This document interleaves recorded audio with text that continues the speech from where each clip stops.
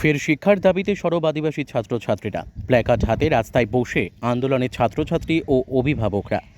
ঝাড়গ্রামের জাম্বনি থানার শাবলমারা এলাকায় সকাল থেকে অবরোধ শুরু হয়েছে। ব্যাহত যান চলাচল। ৬ নম্বর জাতীয় সড়ক ঝাড়গ্রামের সাথে যোগাযোগ বিচ্ছিন্ন। নবম ও দশম শ্রেণীতে অলচিকিতে পঠন পাঠন শুরু করতে হবে। পঠন পাঠনের জন্য ক্লাসরুম নির্মাণ করতে হবে। একাধিক দাবিতে সামনে রেখে সরব হয়ে অভিভাবক ছাত্রছাত্রীরা সকাল থেকেই রাস্তা অবরোধ করে আন্দোলন শুরু করে। দফায় দফায় বাড়ছে ক্ষোভ। বারংবার প্রশাসনের দ্বারস্থ হয়েও সমস্যার সমাধান হয়নি। খবর পেয়ে ঘটনাস্থলে পৌঁছায় জাম্বনি থানার পুলিশ। আজকে কিসের দাবিতে রাস্তায় বসেছো তোমরা?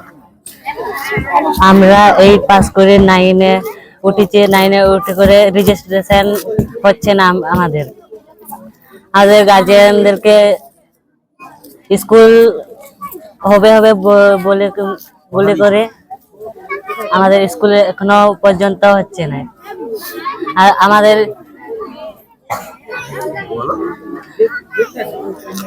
আমরা মানে পড়াশোনা হচ্ছে না বলে রাস্তায় বসেছো? হ্যাঁ, কখন থেকে বসেছো? সকাল 6টার থেকে।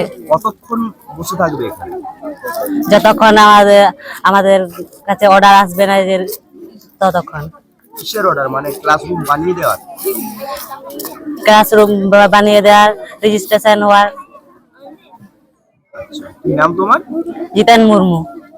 আচ্ছা, কিসের দাবিতে তোমরা রাস্তায় বসেছো? আমাদের 8 পাস করে 9-এ ভর্তি হয় না, তার জন্য। কেন ভর্তি হওনি এখনো পর্যন্ত? এখানে কি ক্লাস নেই?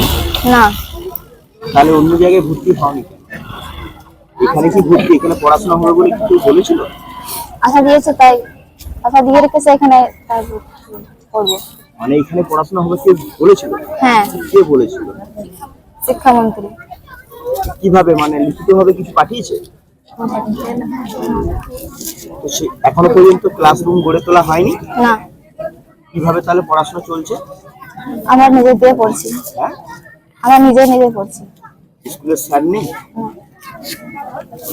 যা যা পড়াশোনা হচ্ছে নিজেরাই করছো? হ্যাঁ, শিক্ষক কোনো নেই? কি চাইছো তোমরা? আমাদের জন্য ভর্তি হয় আর আমাদের জন্য স্কুল হয়। কতদিন হলো এই পড়াশোনা বন্ধ স্কুলে? কতদিন বন্ধ করা? 5-6 মাস। 5 মাস পড়াশোনা হয়নি? না। কি নাম তোমার? কবিতা হেমব্রম। কোন school? Sabarmara junior high school. কিসের দাবিতে আজকে পড়ুয়ারা রাস্তা অবরোধ করেছে? আমাদের এখানে ছাত্রছাত্রীরা 9 ক্লাসে রেজিস্ট্রেশন হয়নি, তার 1 নম্বর দাবি। আর 2 নম্বর দাবি হচ্ছে আমাদের এই 18 সাল থেকে স্কুল চলছে, সেটা এখন পর্যন্ত আমাদের বিল্ডিং হয়নি। ওই একই জায়গাতেই লেখাপড়া করছে ছেলেরা প্রাইমারি স্কুলে।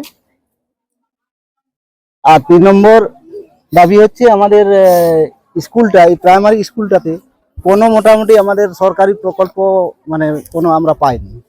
মানে এই যে বিল্ডিং গুলো দেখাচ্ছে, এগুলো যে আগে যে হয়েছে আর কোনো কিছু মানে এখানে কোনো দপ্তর থেকেই কোনো ইয়ে করেনি। এই বছর কি এদেরকে কি 9-এ ভর্তি করার কথা ছিল? হ্যাঁ, এটা শিক্ষা দপ্তর থেকে আমাদের স্টেট গভর্নমেন্ট পাস করেছে, শিক্ষা দপ্তরকে দিয়েছে। ওরা একটা আমাদের কাছে কপি আছে। কারা দিয়েছিল? ওটা স্টেট গভর্নমেন্ট দিয়েছে শিক্ষা দপ্তরকে, এখানে 9-10 করা হোক। তারা মানে শিক্ষা দপ্তর সেটা করেনি। কতদিন আগে আপনাদেরকে প্রতিশ্রুতি দেওয়া হয়েছিল? ওটা আপনার 12 মাসে, মানে ওই হ্যাঁ 13-12 ওই 7 মাস মতন হলো। তো এই মুহূর্তে কতটা বিপাকে পড়েছে ছাত্রছাত্রীরা? এই মুহূর্তে এখন না ভর্তি হলে তো সেখানে তো মানে পুরোটাই একদম মানে বেকার। ভর্তি শিক্ষা কিছু আগের দিকে তো এগোতে পারবে না যদি না ভর্তি হয়। আপনারা এখন কি চাইছেন?